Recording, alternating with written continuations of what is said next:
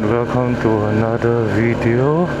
As promised, today I'll be talking about my TikTok hate lah. Okay, so basically for some context, I've uploaded a TikTok video of an incident involving me and a Toyota Wish. So basically I was at AYE Expressway and traffic there was moving quite slowly, so I decided that I should lane speed up, but for some reason I decided to do it at quite a quick pace, like quite a bit faster than traffic relative to me. So because of that, I was basically lane splitting recklessly, you can say. And halfway through lane splitting, I was looking far ahead. I saw this Toyota Wish. He was slightly veering off his lane. So I gave him a warning horn. But apparently he didn't hear it, so he continued veering off his lane, and because of that I decided to horn the shit out of him and dodge him. So anyways, because of that, a lot of people have been commenting not so nice things. I mean, okay, if you want to criticize me, I don't mind, but you have to do it in a way that's respectful. And a lot of these comments okay, I wouldn't say a lot. Most of them are just criticism, but some of them are just straight up disrespectful as fuck. And also some comments mention about the blue tent thing. And for me, if you're gonna comment anything about blue tent, I'm just gonna remove it, because I don't tolerate that kind of things. Okay, so yeah, as I was saying, any comments threatening me, talking about blue tent, I will just remove. Simple only. You want to criticize me, you do it with respect. Constructive criticism, as they say. So yeah, I felt like, okay, of course I'm not making this video to say who is at fault, who is at the right, because I feel like both of us are at fault and we could have done things better. So I'm just gonna start off with my side. So for me, I feel like there are three things. First of all is I could have decided to play safe and not even lane speed in the first place. Because if you think about it, right, if you want to play safe, you should only lane speed when there's traffic jam. So like maybe traffic is going less than 20 kilometers per hour, and yeah, those situations would be ideal for lane splitting, because you'll also be riding at a slower pace, which gives yourself more time to react to any unexpected situations.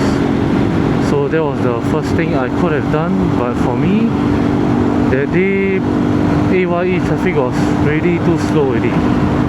Because as you can see now, when I'm riding behind this car, I'm going about 77 km per hour, so it's still okay. But that day, if I were to do the same thing, I will probably be only going like 60 something, which for me is too slow.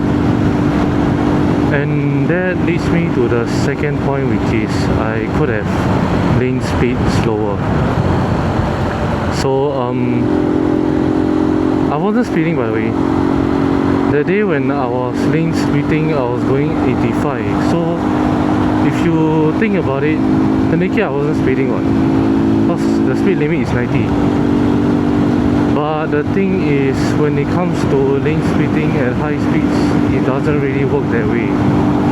Speeding could also refer to your speed relative to the cars beside you, or should I say vehicles beside you.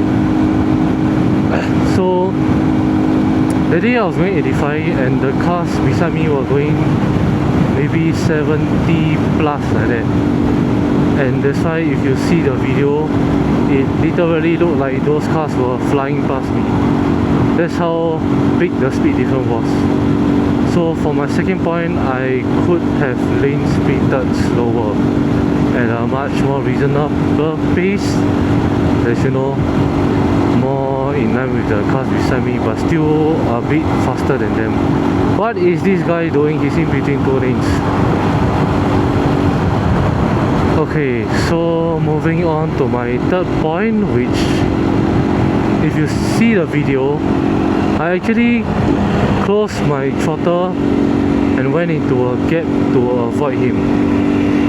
But to other people, it looked like I sped up and squeezed through the gap, which I have no idea why, but they just think that.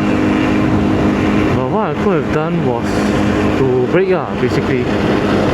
So you know, instead of trying to go through a gap, I could have just brake and go behind the Toyota Wish while he made his lane change without signaling. Because you know, okay lah, I mean, even though he lane change without signal, just, you know, let him do it lah. You can't always win lah, and you should just play safe, especially when you're on a bike. You're already so vulnerable, so if people want to force their right of way, just let them be lah. You don't have to fight with them. I mean, you could, but it won't end well for you. So yeah, on the bike, what I've learned is just play safe. Don't have a big ego.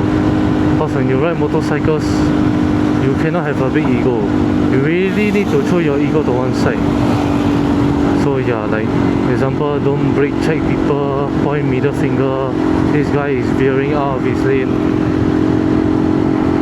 And yeah, honestly, brake checking people on a motorbike is quite stupid lah, but unfortunately I've seen it so many times. Like brake checking someone on the car is really dumb enough, but if you're gonna do it on a bike, then I don't know what to say. I mean, one light tap on your bike and you're already going down. So I don't understand the rationale behind it, but some people think it's a good idea.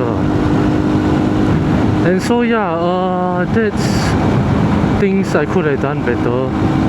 And for the car driver, again, not gonna say that it's his fault or what, but I felt like that he could have at least put on a signal lah. Because to me, it was very obvious that he wanted to lane change without signaling. He just hesitated because he saw me coming. So you know, just put on your signal and I'll give way. I mean, that's what I always do. Like every time I'm lane splitting and I see a car signaling, I will try my very best to give way.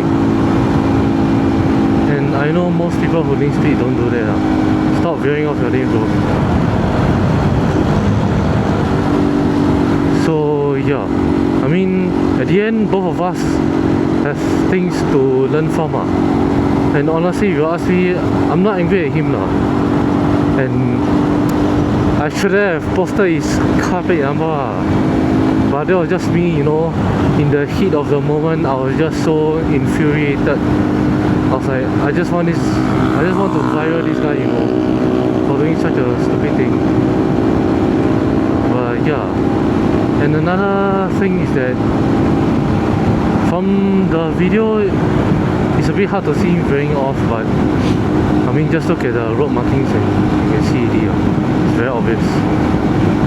But yeah, like I said, I feel like every situation, both parties will have something to take away from it.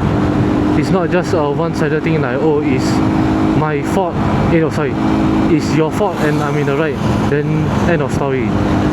There's no such thing. There's always something both of you can learn from. And yeah, another thing is just don't take it personally, because you know you're only gonna see them once. Sometimes people make mistakes.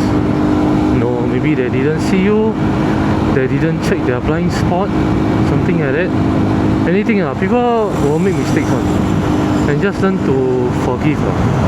Learn to forgive them, learn to be more forgiving in general.